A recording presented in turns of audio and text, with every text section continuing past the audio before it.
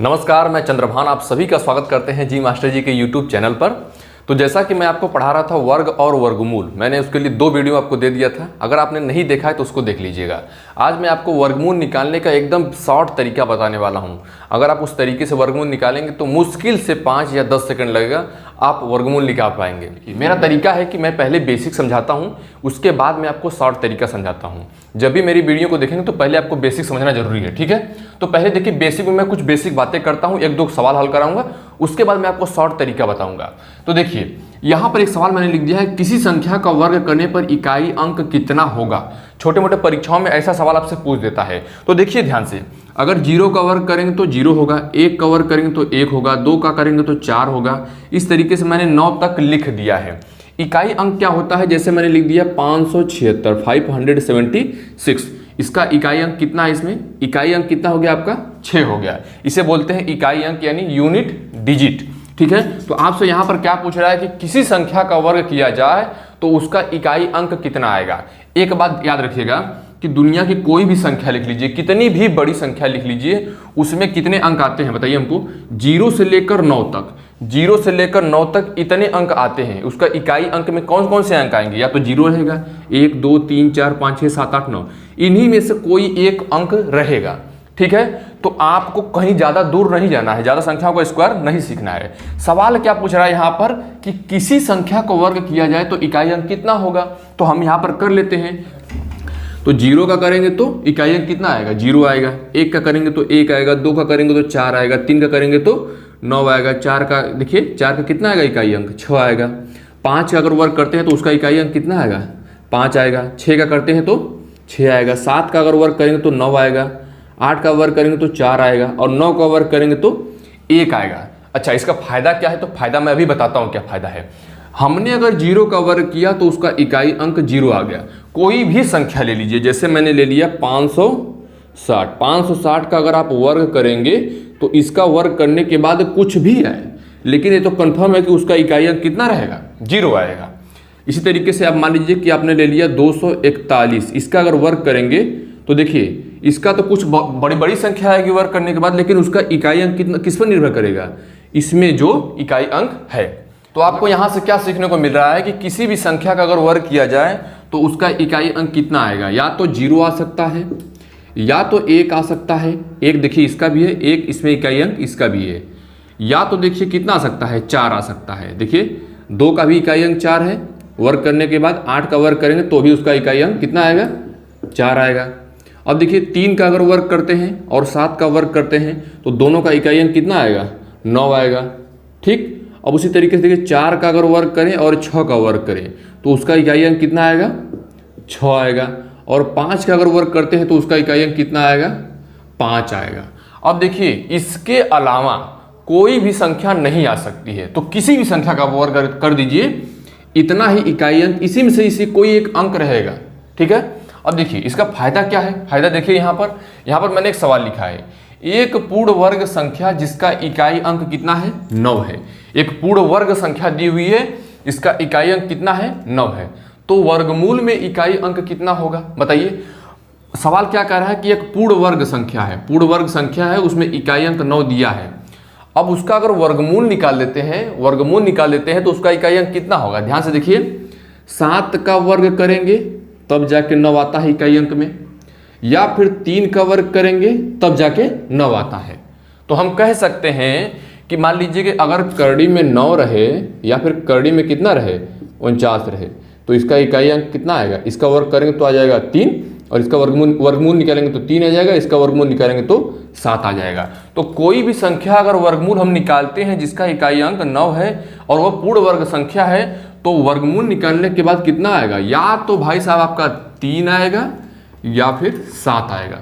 जैसे मैंने ले लिया 289, 289, इसका वर्गमूल आप निकालेंगे तो कितना आएगा बताइए हमको। इसका वर्गमूल निकालने के बाद आपका आ जाएगा 17।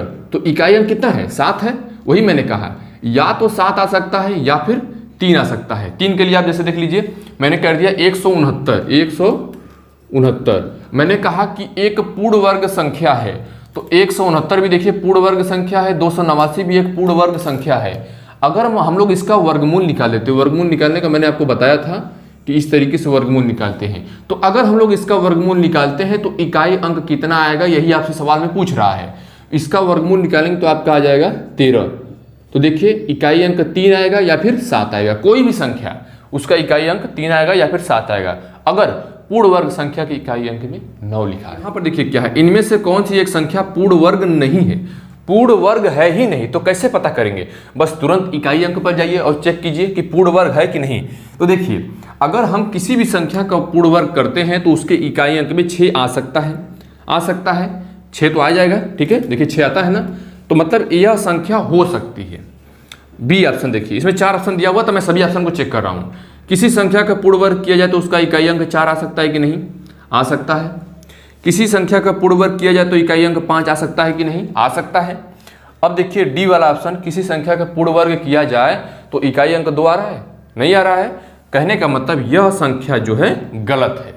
तो यहाँ पर क्या पूछा है कि कौन सी संख्या एक पूर्ण वर्ग नहीं है, तो यह संख्या एक पूर्ण वर्ग नहीं है। इन तीनों ऑप्शनों से आपको घबराना नहीं है, ये ऑटोमेटिक आपको ऑप्शन में पूर्ण वर्ग दिया रहेगा। तो हम उम्मीद करते हैं कितना आपको समझ में आ गया होगा। अब चलते हैं हम लोग वर्गमूल निकालना सीखते हैं कि किस तरीके से, एक शॉर्ट तरीका मैं आपको बताऊंगा, उस तरीके से आप वर्गमूल बहुत तेजी से निकाल पाएंगे। वर्गमूल निकालने की देखिए 2 विधियां होती है, एक तो गुणनखंड विधि होती है जिसको मैंने पिछले वीडियो में समझा दिया था, और एक होता है भाग विधि। तो ना ही हम गुणनखंड विधि से निकालेंगे ना ही भाग विधि से, हम लोग अभी एक तरीका सीखने वाले हैं, उस तरीके से निकालेंगे कि किस तरीके से बहुत तेजी से वर्गमूल निकाला जा सकता है। जैसे मैं यहाँ पे एक संख्या ले लेता हूँ 5776, इसका आपको वर्गमूल निकालना है। तो मैंने आपको क्या बताया, इसमें एक जोड़ा इधर बना लीजिए और बाकी का जोड़ा इधर बना लीजिए। अब देखिए इसका इकाई अंक 6 है तो इसका इकाई अंक 6 है, तो यहाँ पर चले आइए, किसका वर्ग करने के बाद इकाई अंक 6 आता है, या तो 4 का वर्ग करें या फिर आप कितना का 6 का वर्ग करें। तो हम कह सकते हैं कि यहाँ पर एक संख्या, पीछे वाली संख्या 4 हो सकती है या फिर 6 हो सकती है, इकाई वाली अंक 4 हो सकता है या फिर 6 हो सकता है। किस आधार पर हुआ भाई साहब, यहाँ पर लिखा है 76 का एक जोड़ा मैंने बनाया, उसका इकाई अंक 6 है, तो किसका वर्ग करने के बाद 6 आता है, 4 का वर्ग करने के बाद आता है या फिर 6 का वर्ग करेंगे तो उसका इकाई अंक 6 आएगा। इसलिए मैंने 4 लिया या फिर 6 लिया। अभी हमको पता नहीं है कितना होगा, अभी तो हम चेक कर रहे हैं। अब देखिए 57 पाते हैं, 57 जो मैंने इसका अगला जोड़ा बनाया है। तो 57 को कैसे चेक करेंगे, तो 57 के आसपास वाली कोई पूर्ण वर्ग संख्या होती है, हाँ होती है भाई साहब। कौन सी होती है, एक तो 7 होता है, 7 का वर्ग करेंगे तो 49 हो जाएगा, और एक हमारा 8 होता है। तो मैंने आपको क्या बताया कि छोटी संख्या को लेना है, मतलब 8 को नहीं ले सकते हैं आप, तो 8 को कट कर दीजिए। आपने ले लिया 7 को ना, 7 को ले लिया, हमेशा छोटी संख्या को लेंगे ना, हमेशा छोटी संख्या को ही ले लेंगे, तो 8 का कोई मतलब है नहीं। अब यहाँ पर देखिए एक संख्या क्या बन जाएगी, 7 और 4 को मिलाएंगे तो 74 बन जाएगा। एक दूसरी संख्या आपकी बन जाएगी 76 बन गई। अब बताइए हमको पता करना है कि 57 76 का वर्गमूल निकालने के बाद 74 आएगा कि 76 आएगा, कैसे पता करेंगे। तो इसके बीच वाली एक संख्या आप ले लीजिए, इसके बीच वाली संख्या हम कौन सी ले लेंगे, 75 ले लेंगे। 75 हम क्यों ले रहे हैं, 75 क्यों ले रहे हैं, क्योंकि आप इसका वर्गमूल सिर्फ देख कर निकाल सकते हैं। कैसे, इसका इकाई अंक 5 है तो ऑटोमेटिक 25 हो जाएगा, और दहाई अंक 7 है, 7 के बाद क्या आता है 8, तो 7 का गुणा 8 में कर देंगे तो 7 8 56 हो जाएगा। अब देखिए मैंने 75 का वर्ग निकाला, 75 का वर्ग निकाला तो कितना आ गया, 56 25 आ गया।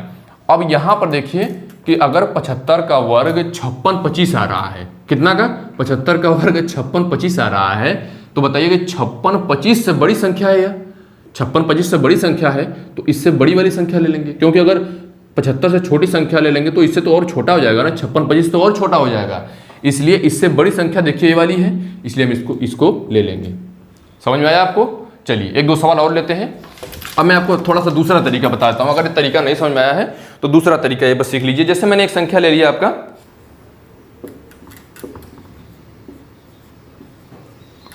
चलिए इस सवाल को हम लोग देखते हैं। यहां पर भी आपको क्या निकालना है, वर्गमूल निकालना है। तो वही तरीका हम लोग अपनाएंगे कि आप इधर से एक जोड़ा बना लीजिए, इधर से एक जोड़ा बना लेंगे तो आपका कितना हो जाएगा, एक जोड़ा बनाने के बाद आपका 56 हो जाएगा, और इधर एक 3 संख्याओं को एक साथ ले लीजिए, तो 3 संख्याओं को एक साथ ले लेंगे तो कितना हो जाएगा, 179 हो जाएगा। अब देखिए 56 का इकाई अंक कितना है, 6 है। अब 6 किसके वर्ग करने पाता है, या तो 4 का वर्ग करें या फिर आप 6 का वर्ग करें, तब जाके इकाई अंक 6 आएगा। ठीक है, तो हमको तो एक अंक पता चल गया, मतलब पीछे वाला अंक अभी पता चल गया, या तो वह 6 हो सकता है या फिर 4 हो सकता है, इनमें से कोई एक अंक हो सकता है। अब हमको चेक करना है 179। 179 के लिए क्या करेंगे, इसके आसपास वाली कोई पूर्ण वर्ग संख्या है क्या? 179 के आसपास कोई पूर्ण वर्ग वाली संख्या है क्या? हाँ है। कौन सी है? या तो हम लोग देखिए 13 का वर्ग कर दें, पेन मार्कर नहीं चल रहा है, तो 13 का वर्ग कर दें तो कितना आएगा? 169 आता है, 169 आता है। अगर आप 14 का वर्ग कर दें तो कितना आएगा? 196 आएगा, 196 आएगा। लेकिन यहाँ पर तो 179 ही है, तो हम किसको लेंगे बताइए? हमको लेना है 13 को। 100 मतलब हमेशा छोटा ही लेना है, हमेशा छोटा ही लेना है। अगर 196 ले लेंगे तो हमको 14 को लेना पड़ेगा, जो कि इससे क्या है? बड़ी है, बड़ी को नहीं लेंगे। तो 179 से छोटी पूर्ण वर्ग संख्या कौन सी है? 169 है ना, 169 है। तो 169 का वर्गमूल कितना होता है? 13। तो यहाँ से हम लोग 13 को ले लेते हैं, 13 को ले लेंगे तो 13 और 4 को मिला के एक संख्या क्या बन जाएगी? 134 बन जाएगी। और 13 और 6 को मिला के एक संख्या आपका 136 बन जाएगी। ठीक है, अब बताइए कि इसका वर्गमूल निकालने के बाद 134 आएगा कि 136? अब इसी को पता करना है, तो कैसे पता करेंगे? ध्यान से देखिएगा। यहाँ पर हम लोग 179 को चेक कर रहे थे। अब देखिए 169 के ज़्यादा करीब 179 है कि 196 के? किसके करीब ज़्यादा है? 169 के ज़्यादा करीब है कि 196 के? तो आप कहेंगे कि 169 के ज़्यादा करीब है। कौन? 179। मतलब छोटी वाली संख्या के ज़्यादा करीब है, इसीलिए हम लोग छोटी वाली संख्या को ले लेंगे।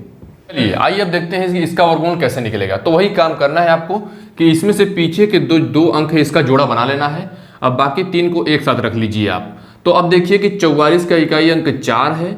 अब 4 किसका वर्ग करने के बाद आता है? किसका वर्ग करने के बाद उसका इकाई अंक 4 आता है? या तो हम लोग 2 का वर्ग करें तो इकाई अंक 4 आएगा, या फिर आप 8 का वर्ग करें तो इकाई अंक कितना आएगा? 4 आएगा। तो जो हमारा वर्गमूल वाली संख्या निकलेगी उसका इकाई अंक या तो 2 हो सकता है या तो 8 हो सकता है। अब हमको चेक करना पड़ेगा। अब इन तीनों को मैंने एक साथ लिया, तो इसको हम लोग चेक करते हैं कि 125 बताइए किसका वर्ग करने के बाद आएगा, या फिर उसके आसपास वाली कोई वर्गमूल वाली वर्ग वाली संख्या ढूंढना है। तो देखिए किसका वर्ग करते हैं। अगर आप 12 का वर्ग करेंगे तो 144 हो जाएगा, और 11 का अगर आप वर्ग करेंगे, देखिए मैं कर ही देता हूँ, 100 अगर आप मान लीजिए अगर आप 11 का वर्ग करेंगे तो कितना आएगा? 121 आएगा। अगर आप 12 का वर्ग करते हैं तो 144 आएगा।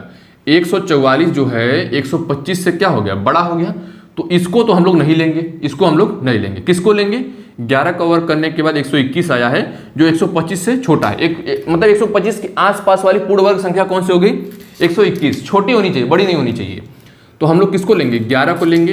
11 और 2 इसको लेकर एक संख्या बना सकते हैं, या तो इसका आंसर इतना आएगा। 11 और 8 इसको लेकर हम लोग एक संख्या बना सकते हैं। हमको पता करना है कि इसका वर्गमूल करने के बाद 112 आएगा कि 118 आएगा। अब उसी को हम लोग चेक करते हैं। कैसे चेक करेंगे भाई साहब? अब ध्यान से देखिए, 121 के ज़्यादा करीब है 125 कि 144 के ज़्यादा करीब है? तो आप कहेंगे कि 121 के ज़्यादा करीब है। मतलब छोटी वाली संख्या के ज़्यादा करीब है 125, इसलिए छोटी वाली संख्या को हम लोग लेंगे। छोटी वाली संख्या 2 थी, इसलिए इसका वर्गमूल निकल कितना चला आ गया? 112। तो इस तरीके से आप वर्गमूल निकाल पाएंगे। हम उम्मीद करते हैं कि इतना आपको समझ में आ गया होगा। अगर कुछ नहीं समझ में आता तो आप कमेंट करके पूछ सकते हैं। चलिए मिलते हैं एक नए वीडियो के साथ। अगले वीडियो में भी आपको हम वर्गमूल निकालना ही बताएंगे। वहाँ पर हम लोग सीखेंगे, कुछ सवालों को करेंगे। उसके आने वाली वीडियो में हम लोग भाग विधि से वर्गमूल निकालना सीखेंगे। ठीक है, तो चलिए मिलते हैं एक नए वीडियो के साथ। धन्यवाद।